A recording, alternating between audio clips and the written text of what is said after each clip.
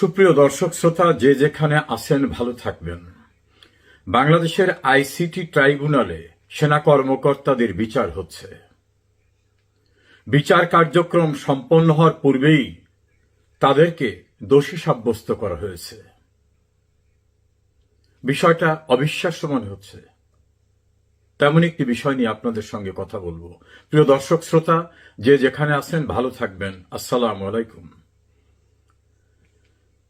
জামাত ইসলামীর সাবেক আমির গোলাম আজমের পুত্র আব্দুল্লাহিল আমান আজমি একটা ইন্টারভিউ দিয়েছেন। সেই ইন্টারভিউটা থেকেই আমি কথা বলছি। তিনি গণমাধ্যম কর্মীদের সামনে বলেছেন যে সেনাপ্রধান জেনারেল ওয়াকারুজ্জামান তাকে তার অফিসে ডেকে নিয়েছেন।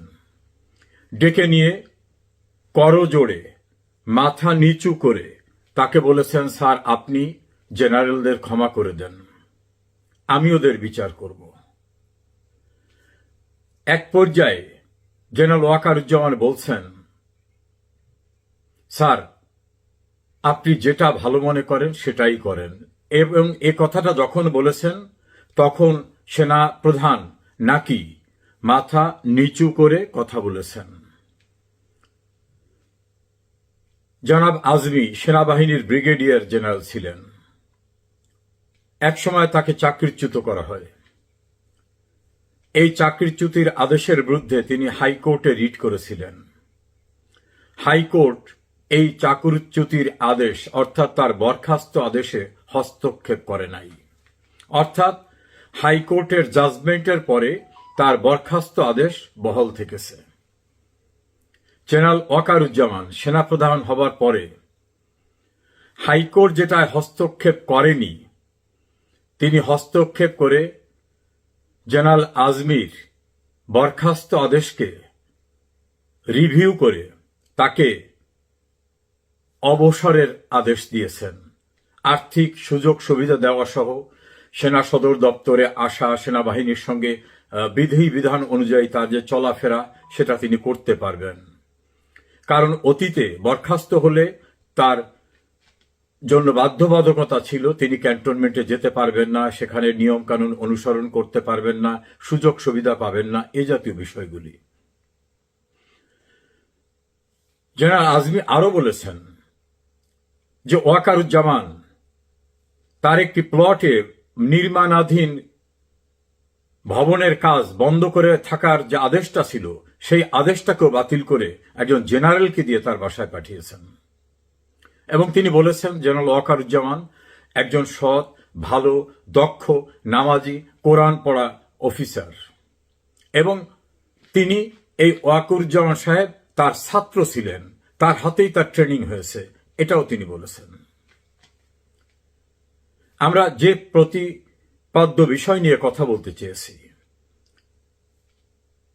সেনাবাহিনীর ইন সার্ভিস কর্মকর্তারা এলপিআরে যাওয়া একজন এবং অবসরে যাওয়া অন্যদের বিরুদ্ধে যে মামলাটি হল, সেই মামলায় তারা আদৌ দোষী কি দোষী না এটা নির্ভর করবে ট্রাইব্যুনালে সাক্ষ্য প্রমাণ, যুক্তিতর্ক এবং আইনানুগ বিষয়গুলি বিবেচনার মাধ্যমে। তাহলে কিসের ভিত্তিতে সেনা প্রধান জেনারেল ওয়াকারুজ্জামান তিনি ব্রিগেডিয়ার অবসরপ্রাপ্ত আব্দুল্লাহিল আজমি সাহেবকে বললেন ওদের মাফ করে দেন?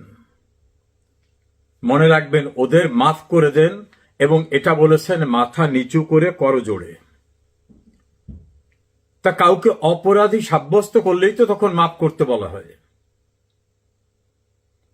তাহলে বিচারের আগেই সেনাপ্রধান তার কর্মকর্তাদের অপরাধী হিসাবে নির্ধারণ করে ফেললেন।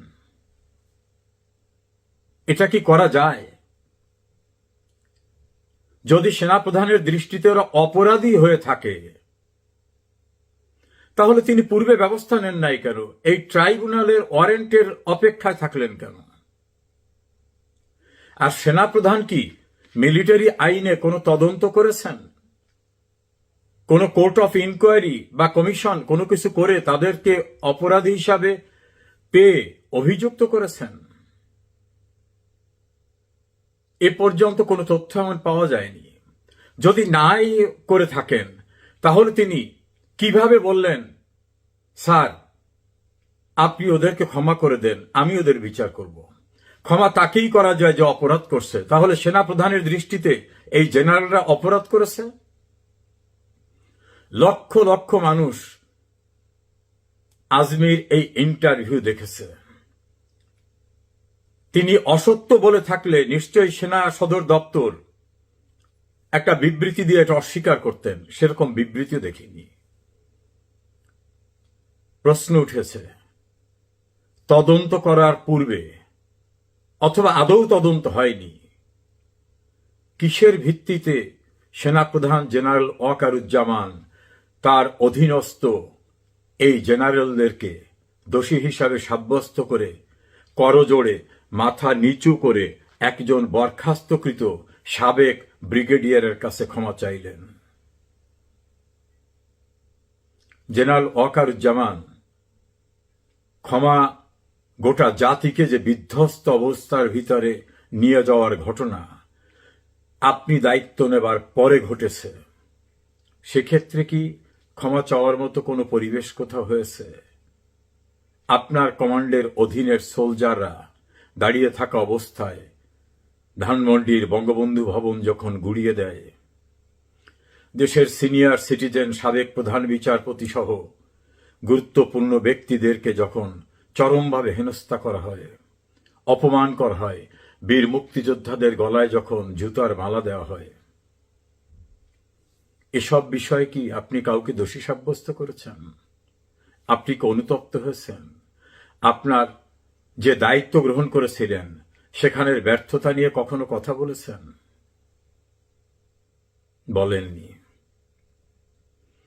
পাকিস্তানের একজন গুরুত্বপূর্ণ জেনারেল তিনি বাংলাদেশে এসে প্রধান উপদেষ্টার সঙ্গে দেখা করেছেন।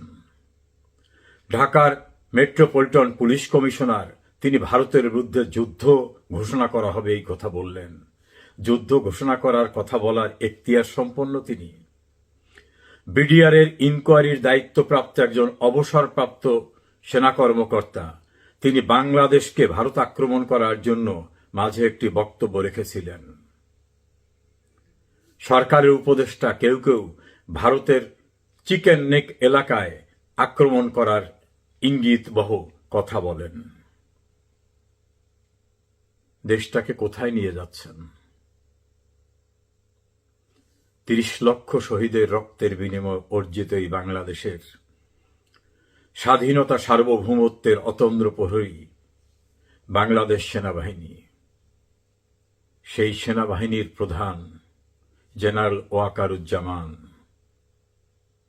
আপনি শেখ হাসিনা সরকার বহাল থাকা অবস্থায় আরেকটি সরকার গঠনের প্রক্রিয়া শুরু করে বিএনপির চেয়ারপারসনের উপদেষ্টা ফজলে এলাহি আকবরকে রাজনৈতিক নেতৃবৃন্দের সঙ্গে যোগাযোগের দায়িত্ব দিয়েছিলেন।